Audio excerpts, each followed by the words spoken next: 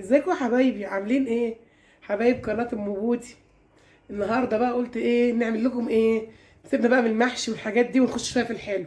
النهارده عندي كنافه كده نص كيلو تايه في الفريزر، قلت نعمل بيه صينيه كنافه واوريكم طريقه الكنافه بتاعتي ويا رب تعجبكم. بس اول حاجه هنعملها الشربات بتاعها، عشان الشربات لازم يبقى بتاعها بارد، غير البسبوسه يبقى سخن، البسبوسه سخنه والشربات سخن. انما الجلاش كنافه بيبقى الشربات بتاعهم بارد. نسمي الله ونقول بسم الله الرحمن الرحيم ونبتدي نعمل السيرم بتاعها الشربات ونشوف المقادير مع بعض. يلا، اول حاجه نحط الميه،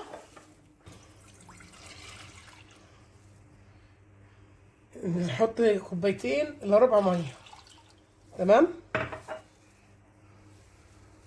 وكوبايه ونص سكر،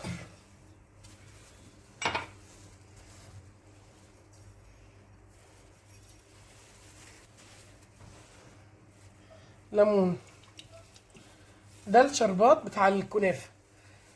والفانيليا هنخليها قبل ما نطفي عليها ب3 دقايق، هي عموما ما بتاخدش يعني 12 دقيقه بالظبط، 13 دقيقه بنبقى طافين عليها. نروح بقى نشوف نجهز الكنافه ونرجع مع بعض تاني. وكده بقى يا حبيبي اخر خطوه في العسل بتاع الكنافه، الفانيليا. ويلا بينا نروح على الكنافه بقى اللي من غير سمنه. معقوله نعمل كنافه من غير سمنه في الصينيه؟ اه معقول. هنشوف مع بعض وهنعملها ازاي، ولا اجدع حلواني يعملها.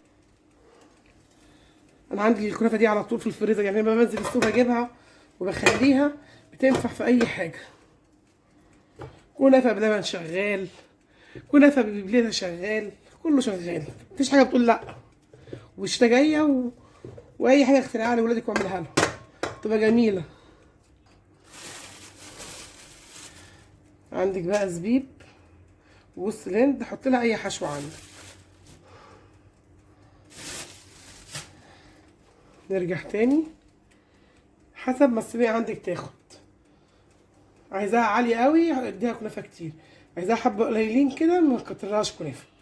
يبقى خلاص كده خلصنا السمنه الكنافه من غير سمنه. اه يا حبايبي خلصناها. هنعمل ايه بقى؟ هنيجي من الجناب كده ننزل بالطريقه دي اهو.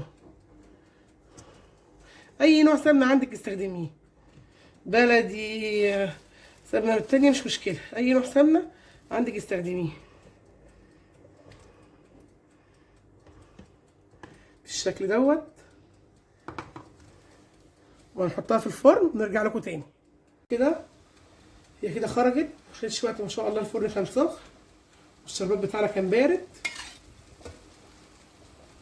هتبقى تحفه ان شاء الله.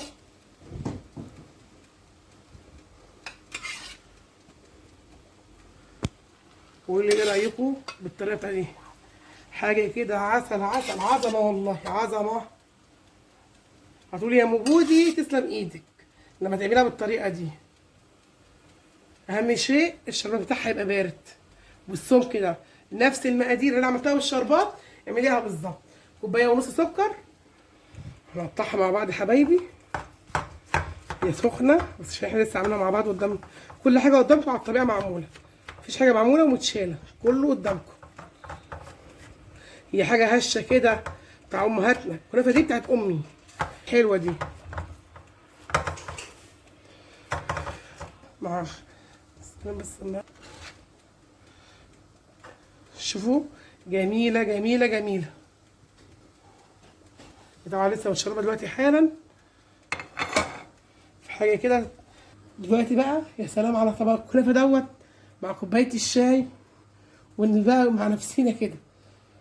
رايكم ايه فيها؟ جربوها بالطريقه دي والله هتدعوا لي.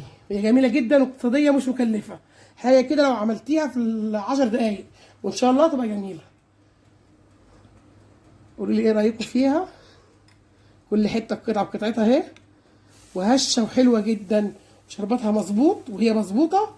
ولايك وشير، اشوفكم على خير يا حبايبي.